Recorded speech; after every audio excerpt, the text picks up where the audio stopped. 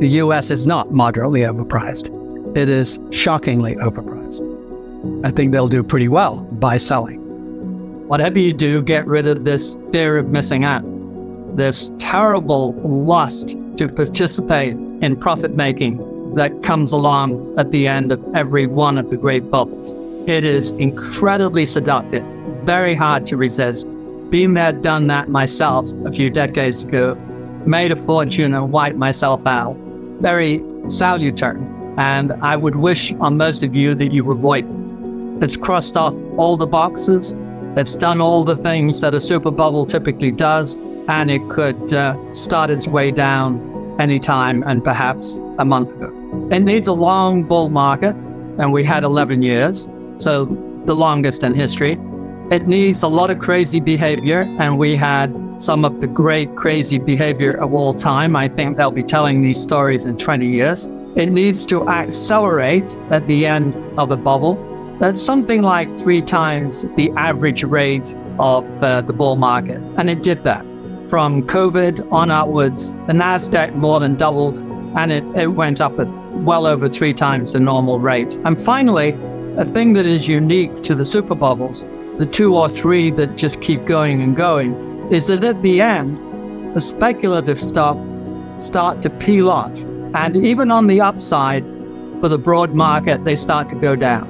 And that started early last year. The super duper specs, the worst of them all, started to decline. And then one by one, they fell in and started to drop. And as we sit today, something like 40% of all the NASDAQ stocks are down over 50%, which is pretty amazing since it's only the other day the S&P was at its all-time high. Nothing is certain in life, but I would say that is the beginning of the burst, when the specs that typically go up quite a lot more than the market go down as the market goes up. So the S&P went up 25% last year, and a lot of the most speculative stocks were already going down. That is very rare. It happened in 1929. It happened in 1972 before the very big decline then. It happened in 2000 before the tech wipeout. So you're saying we are at the beginning of a crash? I would say it is likely that we are. I think it would be unlikely that the market would not come down by 50% from its peak.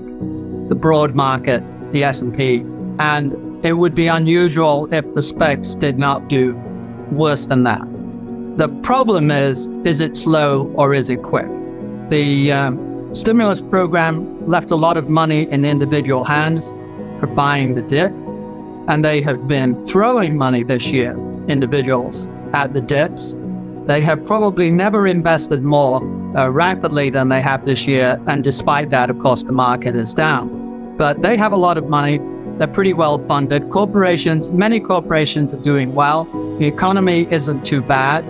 So this could turn out to be quite a struggle, where slowly but surely the market has to readjust to higher and higher rates and higher inflation. They will not give up, I suspect, too easily, but will fight it out. If you look at the real estate market, all real estate markets pretty well around the world are very, very high. And if you look at the bond market, of course, interest rates are incredibly low and bonds are incredibly high. But when it comes to the stock market, rather like 2000 and the tech bubble, this is more an American affair than anything else. Outside America, the world is merely overpriced. Ho-hum. It's often overpriced. It's usually not that dangerous. In the US, however, we have an extreme overpricing, extreme crazy behavior, and I think we're in a rather dangerous equity bubble. So there is a decent chance that Australia, the UK, Japan, there's some fairly reasonably priced countries. If they come down in sympathy, they'll come down a lot less and probably rally earlier.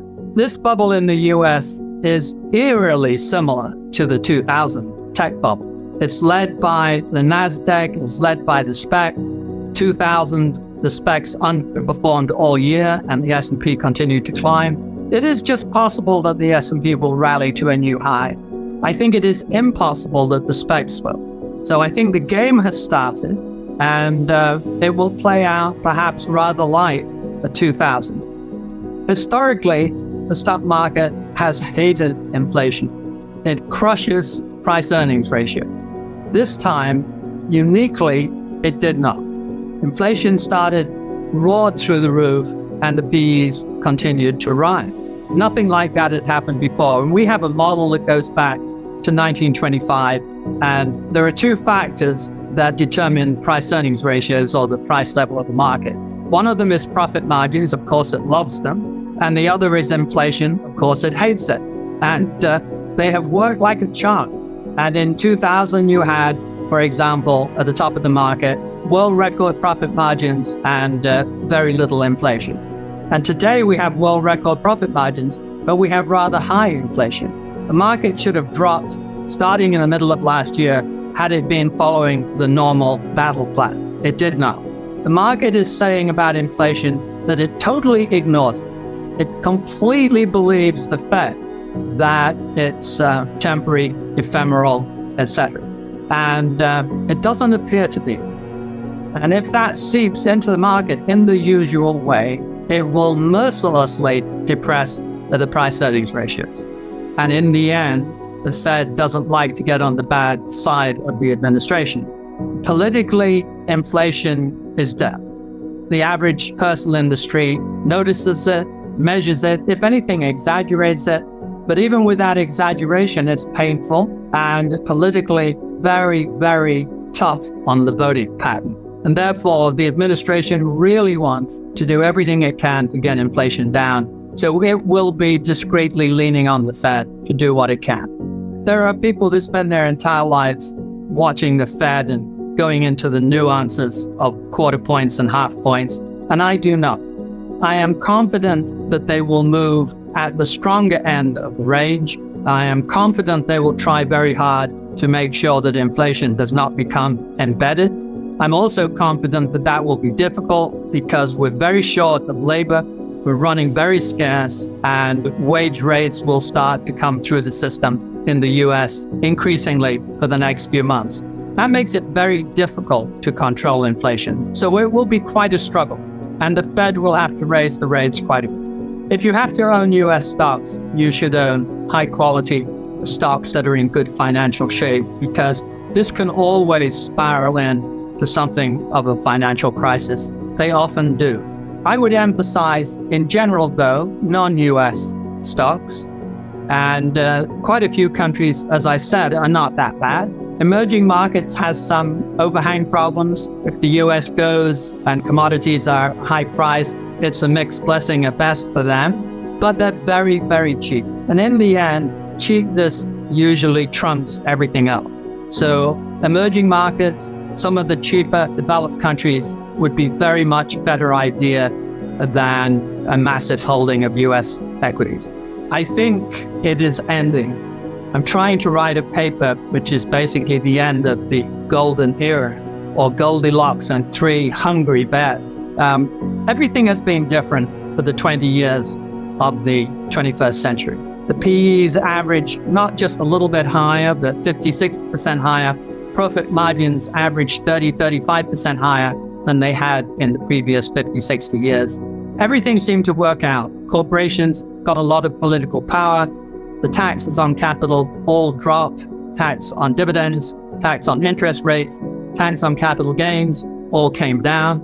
Most of the regulatory bodies were somewhat captured by corporations, and they've had a golden era. We've never seen bigger profits. The concentration in each industry has increased, and the FANGs that are remarkable companies are in their own way instant monopolies. So the monopolistic feature of our economy today, and somewhat around the world, has increased.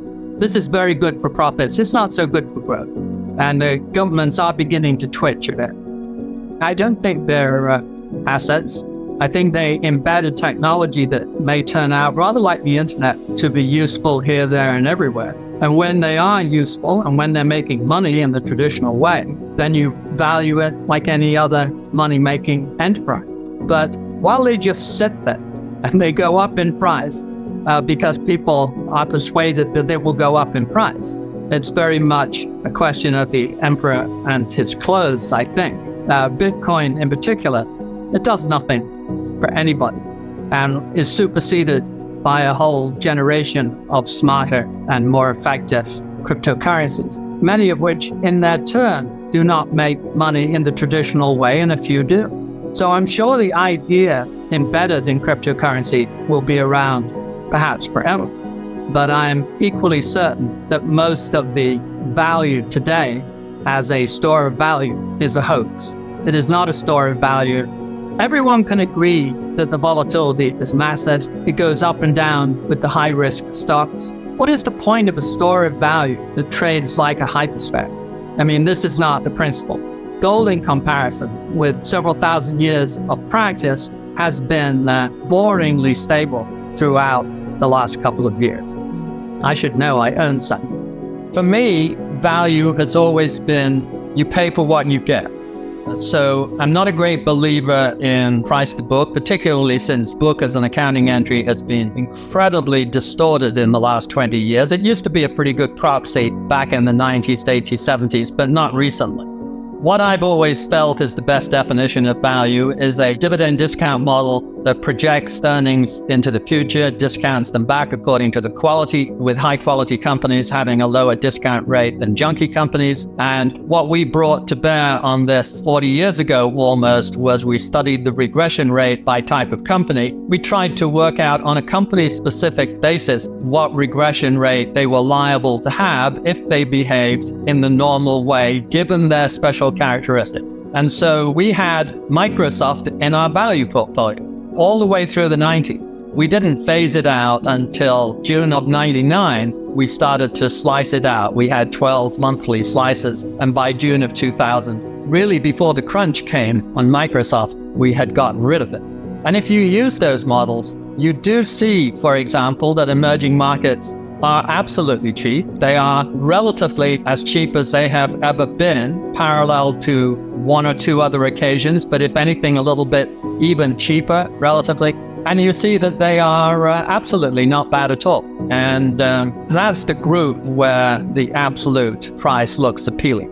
And I can anticipate, because I hear it so often, of course, emerging markets always has a lot of question marks, a lot of risk questions, a lot of quality questions, a lot of currency questions, and so on and so forth. And it's all true. They've always had those things, but they are highly diversified.